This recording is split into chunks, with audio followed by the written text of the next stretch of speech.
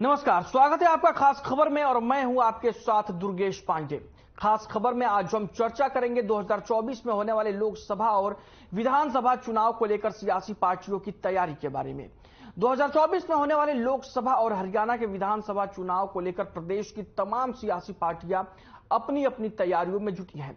बात अगर केंद्र और प्रदेश की सत्ताधारी बीजेपी की करें तो सरकार से लेकर पार्टी संगठन तक लगातार एक्टिव है।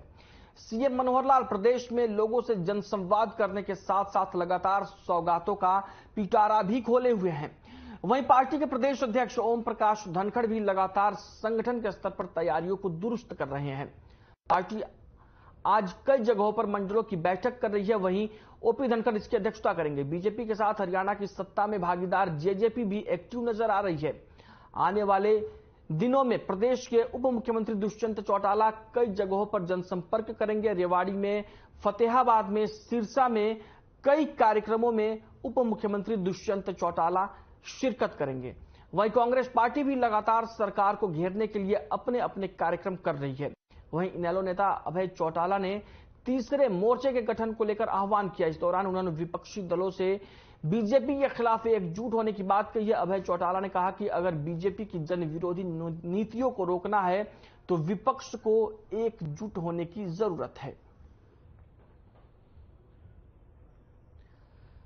प्रदेश की तमाम सियासी पार्टियां लगातार अपनी अपनी रणनीति को अंतिम रूप देने में जुटी हुई हैं, अपनी अपनी रणनीति को धार दे रही हैं ताकि 2024 में होने वाले लोकसभा चुनाव और विधानसभा चुनाव को वो साध सकें और उसमें अच्छा प्रदर्शन कर सकें।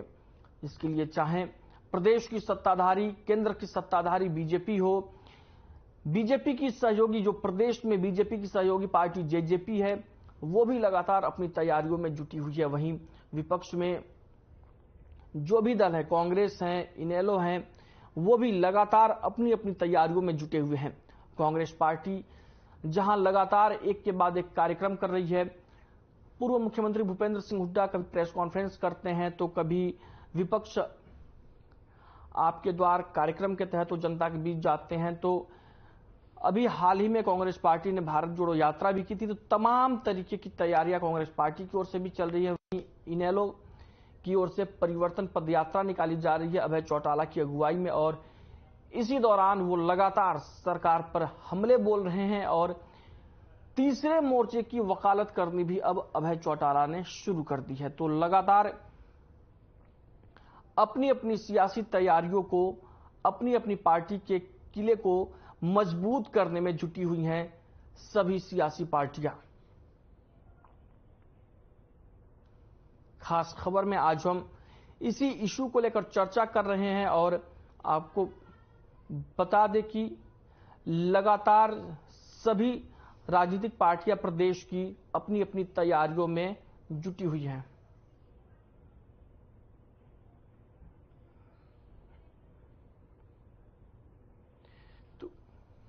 तो खास खबर में आज हम इसी इशू को लेकर चर्चा कर रहे हैं, क्या तैयारियां हैं और किस तरीके से सभी पार्टियां अपनी अपनी तैयारियों को दुरुस्त करने में जुटी हुई हैं। जिसके लिए हमारे साथ मेहमानों का पैनल है जिसमें कृष्ण कुटेल जी जुड़े हुए हैं हमारे साथ इनेलो पार्टी से और बजरंग दास गर्ग जी हैं प्रवक्ता कांग्रेस पार्टी से। आप दोनों का बहुत बहुत स्वागत है कार्यक्रम में हमारे साथ जुड़ने के लिए। सबसे पहले मैं रुख करना चाहूंगा कृष्ण कुटेल जी आपका ही, आपसे ही शुरुआत करूंगा डिबेट की।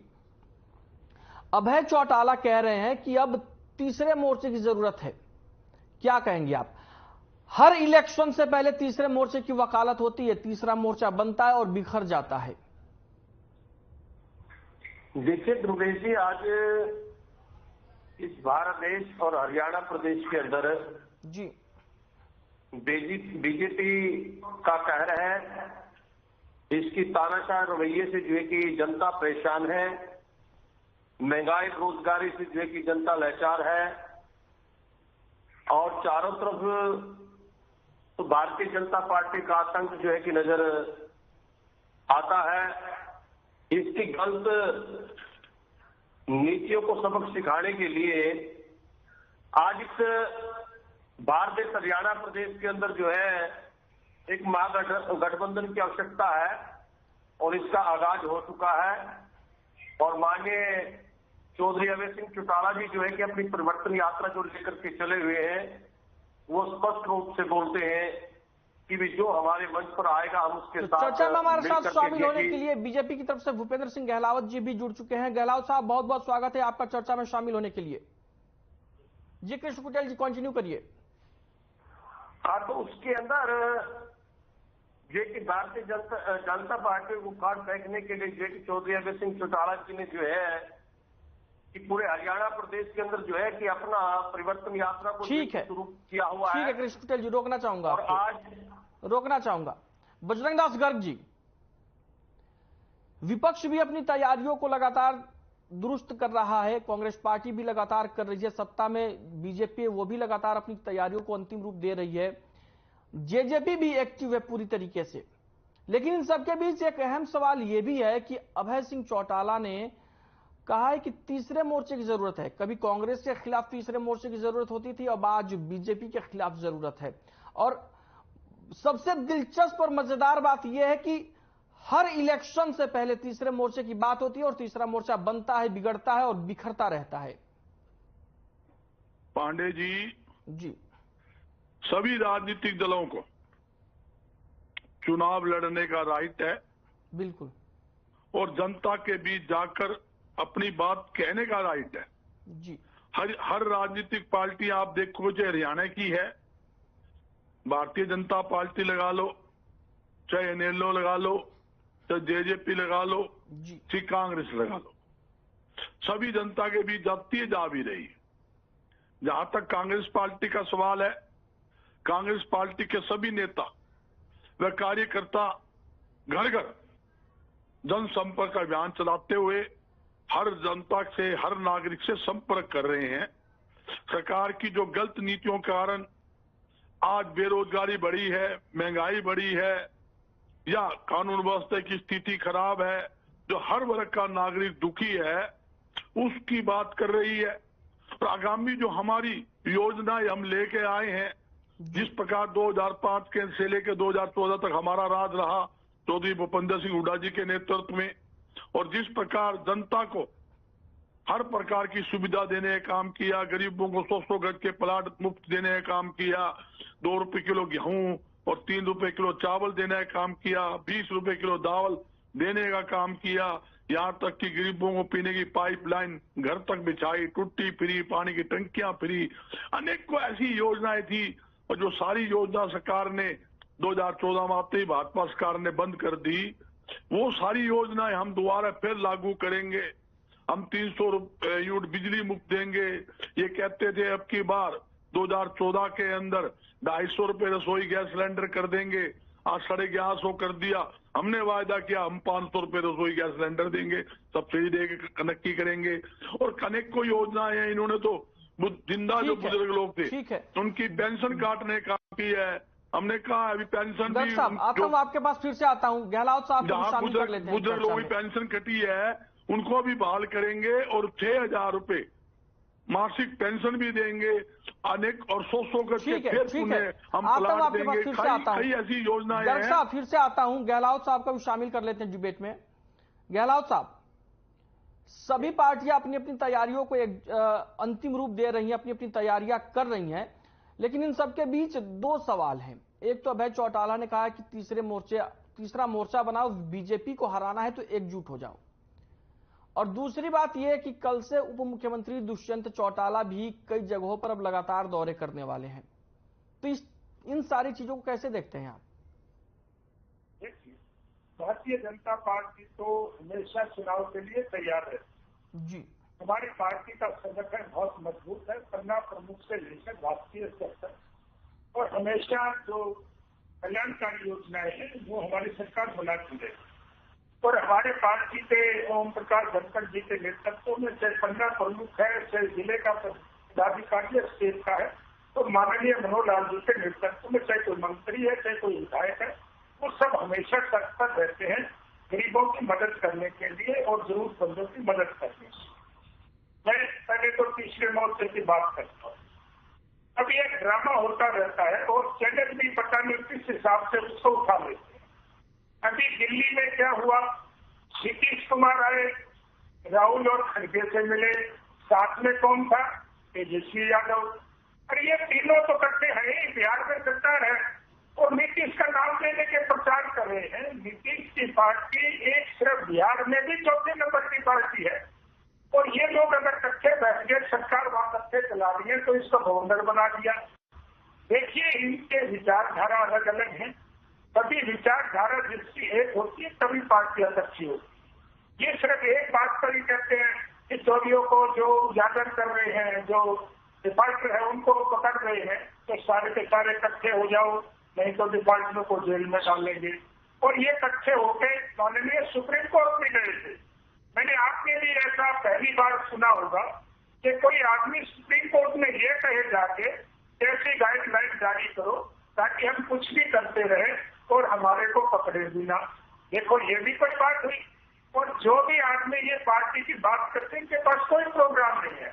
ये कहते हैं कि मोदी को हराना है, बीजेपी को हराना है और अगर इकट्ठे नहीं होगे तो सारे जेलों में जाओगे। गहलोत साहब, अरे भैया, गहलोत साहब, मैं ये दुष्यंत चौटाला पर भी जवाब दे दीजिए जल्दी से। और मैं सब पे जवाब दे रहा हूँ। और दूसरी मैंने बात सुन रहा था, मेरे मित्र है भगत दास जी, लोकदल के मामले में तो मैं ज्यादा चर्चा नहीं करना चाहता क्योंकि उनकी तो 1% राय है और एक MLA है और वो भी लाइन में है। उसके भी आर्थिक संपत्ति में केस चला हुआ है, पता नहीं क्या रहेगा क्या नहीं रहेगा। मैं बजरंग दास जी की बात करता हूँ। इन्होंने क्या किया था मैं बता देता हूँ। इन्होंने सबसे पहले तो पेंशन की बात की। इनका 9.5 साल राज रहा, मात्र 500 रुपए बढ़ाने का इन्होंने काम किया था। हमारी सरकार ने 1250 रुपए तो बढ़ा दिए और अभी हमारा 1.5 साल बचा हुआ है, हम तो और भी बढ़ाएंगे। और इनके राज में जो 20 लाख लोगों को पेंशन मिलती थी, हमारे राज में 31 लाख लोगों को पेंशन मिल रही। ठीक है, ठीक है, ये रोकना सारा चाहूंगा आपको, गहलोत साहब प्लीज रोकना चाहूंगा। मैं जो आता हूँ, फिर से आपके पास आता हूँ, दोबारा आता हूँ। नहीं, मैं जो आपने सवाल किया था मैं उसका भी जवाब दे दूं। जी देखिए, सभी डेमोक्रेसी में सभी पार्टियों को, सभी नेताओं को अपनी तारीफ करने का हक है। जी, मिशन की एक पार्टी के नेता है, उनको भी अपनी हक है। और जो सारी की सारी पार्टियां जब लगी हुई है, स्वाय कांग्रेस को छोड़ करके, कांग्रेस तो अपने झगड़े में ही पड़ी हुई है। और मैं तो ये कहता हूँ 2024 का चुनाव भी निकल जाएगा, ना इनका संगठन बनेगा ना इनका झगड़ा निकलेगा, एक दूसरे का सिर तोड़ने के लिए तैयार बैठे हैं। मैं तो ये कहता हूँ भगवान करे इनका 2024 तक किसी तरीके से इनका सुलझेड़ा हो जाए और ये अपने आगे जो चुनाव होगा 29 में, कृष्ण की बात। सबसे अहम सवाल ये है कि तीसरे मोर्चे की जिसकी वकालत अभय चौटाला कर रहे हैं और गठबंधन की भी बात चल रही है, तो सबसे बड़ी बात है कि कोई साथ खड़ा होने के लिए रेडी नहीं हो रहा है, पहली बात। और दूसरी बात, जो तीसरे मोर्चे की बात है, यह हर इलेक्शन से पहले इसकी बात होती है। चाहे कांग्रेस सत्ता में रही हो तब भी तीसरे मोर्चे की बात होती थी, आज बीजेपी है तब भी तीसरे मोर्चे की बात होती है। लेकिन इस तीसरे मोर्चे का अस्तित्व कहीं नजर आता ही नहीं है, बस ये सिर्फ बयानों में ही तीसरा मोर्चा दिखता है। तो फिर इसका क्या मतलब है? मैं गहलोत साहब से पूछना चाहूंगा, और आपने प्रश्न किया, बहुत अच्छा प्रश्न किया है कि आज भारतीय जनता पार्टी तो बुखलाई हुई है और बुखलाहट के कारण जो है कि आज ये जनता के बीच में जाकर के जन समाज जो है कि कार्यक्रम इन लोगों ने चलाए हैं। और जो है कि जेजेपी पार्टी जो इनकी सहयोगी पार्टी है और जो इनके मुखिया जो है यहाँ पर बैठ करके जो है कि कहते हैं कि भी हम पाक साफ लोग हैं।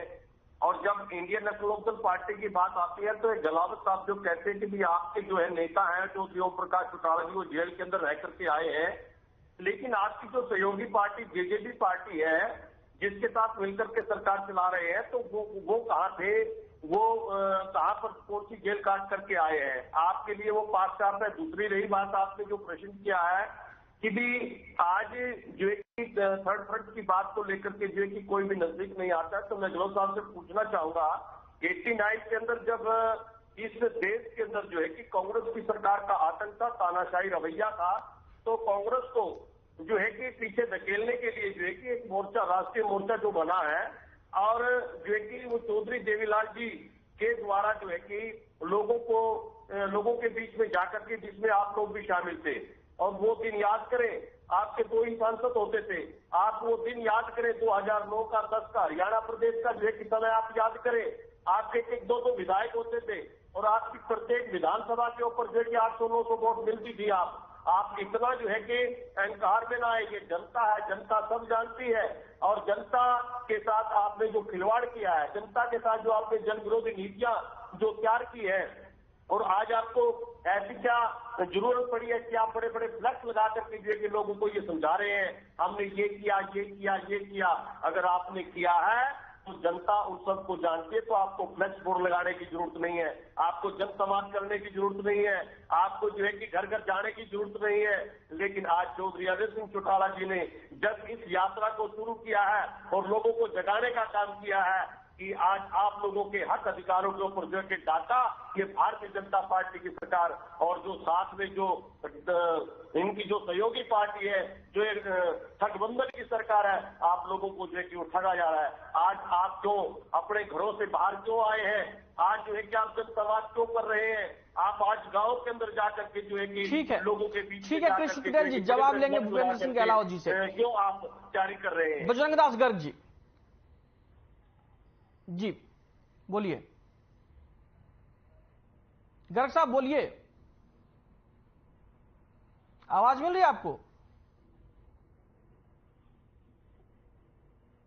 बजरंग दास जी, आवाज मिल रही है क्या आपको?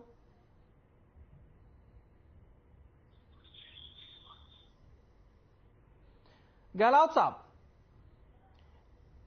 जैसा कि इनेलो के प्रवक्ता कह रहे हैं कि आपको क्या जरूरत है, जनता अगर आप काम किए हैं तो जानती है, क्या परेशानी है, क्यों भागम भाग इतना हो रहा है? हमारी सरकार और हमारी पार्टी कोई इलेक्शन के टाइम से भागम भागा नहीं होती। हमारी पार्टी को पूरे 12 महीने। आता हूं गहलोत साहब, आता हूं आपके पास। गर्ग साहब से भी ले लेते हैं सवाल, दोनों का इकट्ठे जवाब दे दीजिएगा आप। गर्ग साहब बोलिए। पांडे जी, जहां मेरे साथी ने कहा हम पेंशन और बढ़ाएंगे, हमारा समय बचा हुआ है जी। इन्होंने 250 रुपए प्रति साल बुढ़ापा पेंशन बढ़ाई, यहां तक कि 4 बजट इन्होंने पेश कर चुके हैं। आखिरी बजट है 250 और बढ़ा देंगे, 250 यहां 3000 कर देंगे। ये वो सरकार है जहां विपक्ष की बात करती है, विपक्ष का गला घोटने के लिए इन्होंने ईडी, सीबीआई का दुरुपयोग करके, झूठी कार्रवाई करके सभी राजनेताओं के खिलाफ झूठी कार्रवाई कर जेलों में डालने का काम कर रहे हैं। एक भी ऐसी राजनीतिक पार्टी बता दे कि ममता बनर्जी हो, यूपी में अखिलेश जी हो, नीतीश कुमार आपका बिहार में लगा लो, या शिवसेना वहां पे लगा लो, आप अपना महाराष्ट्र में लगा लो, शरद पवार की पार्टी लगा लो, कांग्रेस लगा लो, जो भी विपक्षी नेता जनता की आवाज उठाए, इनके खिलाफ बोले, ये ईडी छोड़ के उनको नाजायज तंग करती थी। आप पार्टी भी उसके अंदर शामिल है, सभी को नाजायज तंग करने का काम इस सरकार ने की है। और मैं बताना चाहता हूं, एक काम गिना दे, हमारे मुख्यमंत्री कहते हैं हमने अब खर्ची और पर्ची बंद कर दी, और मैं दावे साथ कहता हूं जब माल टेचियों के अंदर भर भर के लिया जाता है, खर्ची पर्ची की कोई वैल्यू नहीं रह जाती। मुख्यमंत्री ये थे और मनोहर लाल जी 8.5 साल तक कहते थे मेरे से मिलने की जरूरत नहीं है, न सीएम विंडो चालू कर दी है, आपके घर बैठे समस्या समाधान होगा। जनता लाइन में लगा दी, सीएम विंडो को पैक कर दिया गया, और एक आदमी हाथ दे के पर्ची दे सकता था, और सीएम विंडो हो गई फैल। जनता का काम नहीं होया, लोगों ने दिन पता लग गया कि ये तो निकम्मी सरकार है। जब मुख्यमंत्री सड़कों पे आए, कहा भाई मैं जनता के बीच जाऊंगा, जनता की समस्या सुनूंगा। क्या सुनेगा ये बताएगा। हमने किसानों को मरवा दिया, लट्टी मार मार ये बताएंगे। हमने भगा पंचायतें सरपंचों कुट्टा, कर्मचारी कुट्टा। भूपेंद्र सिंह गहलोत जी जवाब दीजिए। देखिए, मैं बजरंग दास जी को पानी पिलाऊं पहले जी। बजरंग दास जी को पानी पिलाओ, बजरंग दास जी आप मेरे मिलकर हो, आपको ये वो निकम्मी सरकार है जिन्होंने कोई फर्क नहीं छोड़ा, हर वर्ग के साथ लाठी डंडे से जाति करने का काम किया है। ठीक है, दूसरी ठीक है बात बजरंग दास पांडे जी, गर्ग इन्होंने इलेक्शन पे आने वाला है, सरकार को छीनने का काम किया है। जिसको सरकार से परेशानी होगी वो जवाब देगा सरकार को। गहलोत साहब आप जवाब दीजिए। डाका डालने काम किया, किसान मंडियों में रो रहा है, सरसों की डॉक्टर साहब प्लीज ये तो रख के आते हैं, ये तो रख के गहलोत जी को भी जवाब तो दे दीजिए। बजरंग दास जी, भूपेंद्र सिंह गहलोत जी से जवाब ले लीजिए, उत्तर तो ले लीजिए अपनी बातों का। हो नहीं सकती सरकार को अच्छे काम। ठीक है बजरंग दास गर्ग जी प्लीज काम नहीं करना प्लीज लाठी डंडा से सरकार नहीं प्लीज करती। बात सुनिए मेरी। सरकार प्यार से चलती है। ठीक है। सरकार जनता के हित का काम करोगे।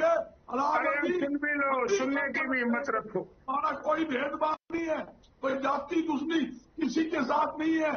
ठीक है बजरंग दास गर्ग जी, भूपेंद्र सिंह गहलोत जी से जवाब ले लीजिए। गर्ग साहब सुन लीजिए प्लीज, शांत हो जाइए प्लीज। केंद्र में हम सब दलों को साथ लेकर फिर सरकार ठीक है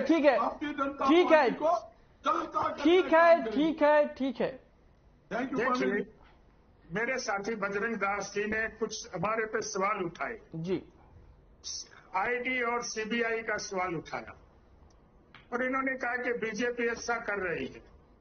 मैं तो ये कहता हूं राहुल गांधी और सोनिया गांधी जिस केस में फंसे हुए हैं वो जब मनमोहन सिंह प्राइम मिनिस्टर थे जब का केस है, उसमें बीजेपी का कोई लेना देना नहीं है।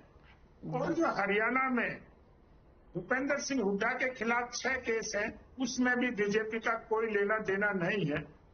और अभी एक जो और चंडीगढ़ डिक्लेयर की है, जिस साथी के 145 नंबर आए थे सबसे ज्यादा इंस्पेक्टर भर्ती जिसको संदिग्ध मान लिया है, वो भी उस आदमी ने जो इफेक्टिव था उसने केस किया हुआ है। और जो जमीनें एक्वायर करके का नोटिस देके अपने आदमियों के नाम इन्होंने एग्रीमेंट करा लिया था, वो किसान भी कोर्ट में गए हुए थे। बीजेपी का ठीक है, आता हूँ गर्ग साहब, आता हूँ, फिर से आता हूँ आपके पास प्लीज। गहलोत जी से कि हम चोरी नहीं करते। गर्ग साहब किसी की आवाज ठीक से आ नहीं रही है, एक साथ बोलने पे आवाज ठीक से सुनाई नहीं दे रही है किसी की। हम कोई कितना बड़ा आदमी हो, ये नहीं है कि आप सुप्रीम कोर्ट जाओ, ये मान के चलो कि हमारे खिलाफ कार्रवाई न हो। देखिए बजरंग दास जी 6 केसेस में जमानत पर हो और कोई बीजेपी ने केस नहीं कर रखा। आपके कर्मों की वजह से आप जमानत लेके आए हो। आपके सामने बजरंग दास जी आप जरा सुनने की भी कोशिश करो। जो जमीन लेन देने का काम हुआ सरकार का ठीक है आप सभी का बहुत बहुत शुक्रिया, आपने हमें ज्वाइन किया, अपना बहुमूल्य समय दिया। खासकर हमारे साथ जुड़े हुए थे कृष्ण कुटेल जी इनेलो से, बजरंग दास गर्ग जी कांग्रेस पार्टी से जुड़े हुए थे और भूपेंद्र सिंह गहलोत जी बीजेपी से जुड़े हुए थे। आप सभी का बेहद शुक्रिया, आपने अपना बहुमूल्य समय में दिया। तो खास खबर में फिलहाल के लिए इतना ही, मुझे दीजिए इजाजत, नमस्कार।